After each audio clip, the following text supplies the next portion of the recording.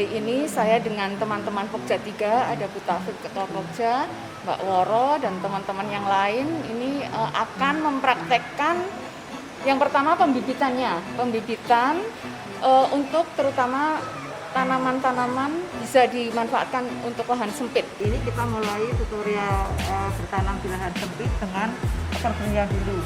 Perbenihan itu ada benih yang dari biji.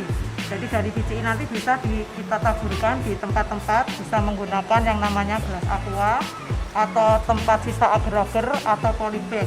Jadi bisa menggunakan sampah plastik rumah tangga. Jadi tidak harus terbuang, tapi itu bisa dimanfaatkan untuk pembibitannya.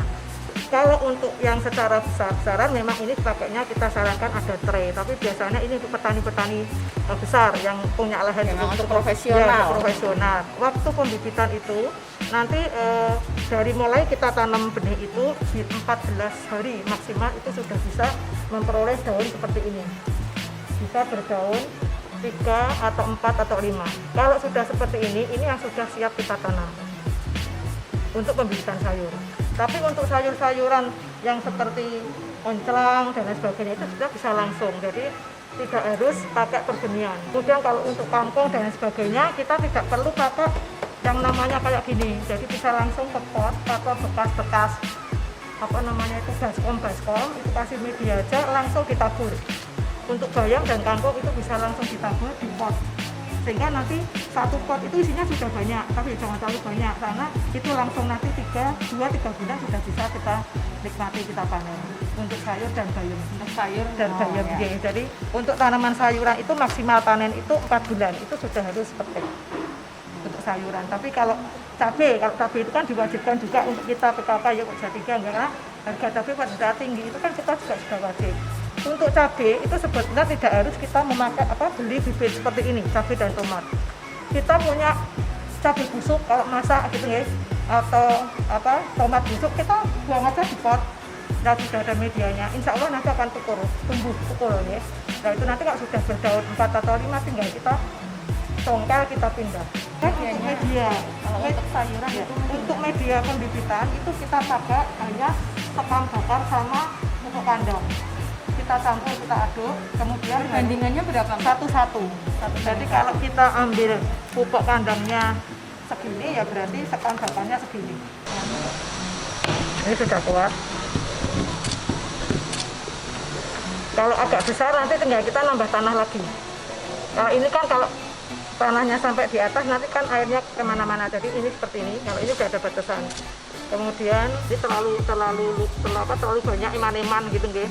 Jadi gini aja sudah cukup. Kalau ini diambil sedikit bikin mati nggak? Kalau tadi kan yang yang seperti ini enggak. Kalau sudah tumbuh enggak mati Bu. Oke. Jadi misalnya itu kok belum banyak. Jadi gini aja, ini kan matanya harus kelihatan Bu. Nah, itu enggak boleh Bu? Enggak boleh. Kalau sianya dipotong itu nggak masalah? Enggak apa. Biar perakarannya tidak rusak. Angkat.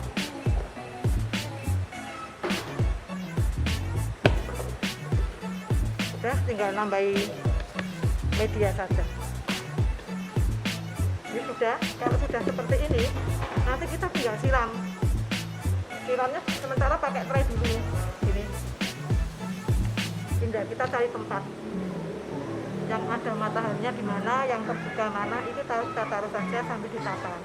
Untuk hatinya PKK itu kan sambil ada keindahannya, jadi tidak nusewu asal nyeleke, tapi harus dapat sinar matahari langsung. Oke, bawah, kanan, kiri, samping, karena ini untuk sirkulasi udara, airnya turun, ini untuk sirkulasi udaranya. Kemudian baru kita masukkan, kita isi dulu aja ya, nanti tinggal kita ya. Ini bisa ini, kemudian bisa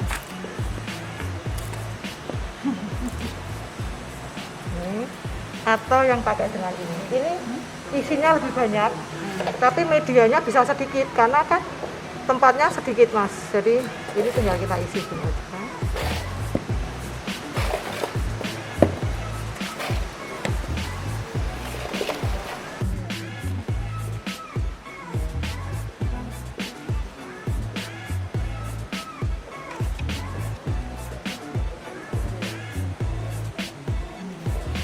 Nanti kita tunggu 6-7 hari itu sudah mulai tumbuh.